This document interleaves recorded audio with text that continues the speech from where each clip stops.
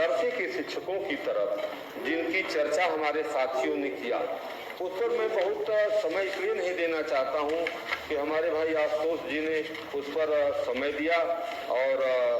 मैं आपसे केवल एक ही बात कहना चाहता हूं कि मदरसों में आधुनिक शिक्षकों की जो नियुक्ति सरकार ने किया, तो उस समय कहा कि इसमें केवल जो ये 93-94 में हुई, और इसमें कहा गया कि केवल ये मजहबी शिक्षा इसमें दी जाती है, इसमें जो है मुख्य धारा में बच्चे नहीं जुड़ते हैं, इनको भी विज्ञान की, गणित, मैथ की और इंग्लिश की, इनको जो है शिक्षा दिया जाए, ये समाज की मुख्य धारा से जुड़े। सरकार ने भी उस पर, आपकी सरकार ने भी उस पर बल दिया, माननीय प्रधानमंत्री जी ने भी उस पर बोला कि एक हाथ में हम कुरान रहेगी तो दूसरे हाथ में कंप्यूटर रहेगा। लेकिन उसका पुरसा हाल क्या है कि जब से सरकार बनी जो है 17 में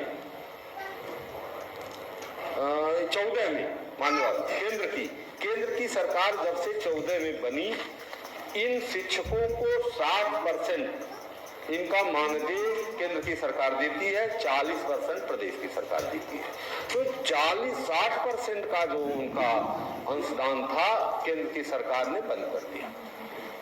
अब वो बेचारे शिक्षक 40% पर अपना जीवन यापन करने लगे, और जब 40% पर जीवन यापन करने लगे तो उसको भी उत्तर प्रदेश की सरकार ने बंद कर दिया। आज पूरे उत्तर प्रदेश में 13,364 विद्यालय, जिसमें पढ़ने वाले छात्र 12,34,388 छात्रों को पढ़ाने वाले हमारे ये 13,364 शिक्षक 1 रुपया न प्रदेश की सरकार से पा रहे हैं, न केंद्र की सरकार से पा रहे हैं। कितना गुणवत्ता परक वो शिक्षा देंगे जिनका माइंड जो मेंटली स्वस्थ नहीं है, घर से अभाव से चलता है, रास्ते में भी घर के विषय में सोचता रहता है, वो विद्यालय में आकर के कितना गुणवत्तापरक शिक्षा देगा, जो है यह सोचनीय विषय है।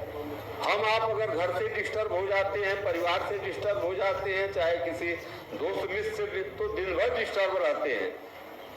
तो वह शिक्षक कितना डिस्टर्ब है, इस पर भी जो है आप गंभीरता से विचार करें। और दूसरी एक कानूनी चीज भी मैं बता देना चाहता हूं सर, माननीय सभापति महोदय के माध्यम से नेता सदन को, कि पिछली बार जब ये सवाल उठा था तो सरकार ने इसका जवाब दिया कि केंद्र की सरकार की ने इसको जब बंद कर दिया तो हम क्या करें। यह जवाब सरकार का नहीं हो सकता। जब आपकी ये जो शिक्षा है, और इस शिक्षा को जो है यह कह लीजिए कि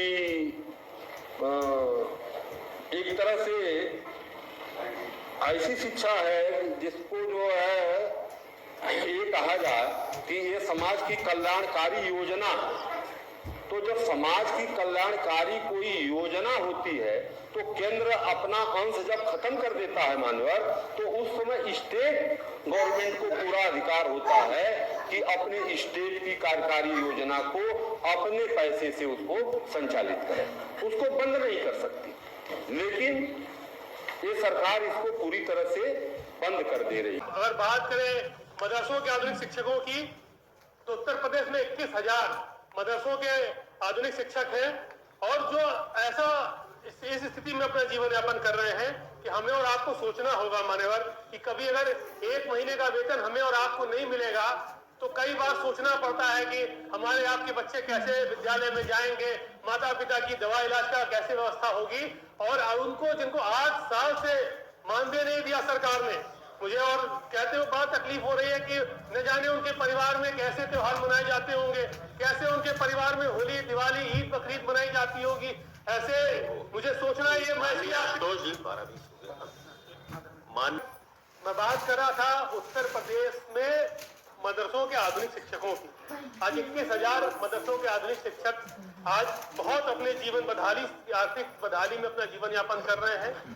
और अगर मान्यवर हमें और हमारे बीच से नहीं जाया जाता भैया। माननीय कश्यप जी, जब कोई सदस्य बोल रहे मैं यही कहना चाह रहा हूं कि आज उनकी स्थिति बद से बदतर है। अगर उनके हमारे आपके घर में होली दिवाली हम आप मना ले रहे हैं, लेकिन 8 साल से जिनको मानदेय नहीं मिला, सोचिए उनके परिवार में उनके बच्चे कैसे होली दिवाली बीतती होगी, कैसे उनकी ईद बकरीद बीता करते होंगे। माननीय प्रधानमंत्री जी ने भी एक चुनावी रैली में ये बात कही थी कि हम चाहते हैं कि मदरसों के आधुनिक शिक्षकों के लिए एक हाथ में कंप्यूटर एक हाथ में कुरान देने का काम करेंगे, लेकिन आज वो उनका चुनावी जुमला ही निकला मान्यवर, और आज भी उनकी स्थिति बद से बदतर है। 5 नवंबर 2024 को सुप्रीम कोर्ट के आदेश में सरकार के हलफनामे में लिखा हुआ है मान्यवर कि आधुनिक शिक्षक द्वारा गुणवत्तापूर्वक शिक्षा दी जा रही है। जब ये बात सरकार अपने हलफनामे में कह रही है और जब सरकार के हलफनामे में इन्होंने स्वीकार किया तो इनको मानदेय देने से सरकार क्यों भाग रही है मान्यवर? हम आपके माध्यम से सरकार से मांग करते हैं कि मदरसों के आधुनिक शिक्षकों को मानदेय देने का जो बचा मानदेय है 8 साल का, वो देने का काम करे मान्यवर।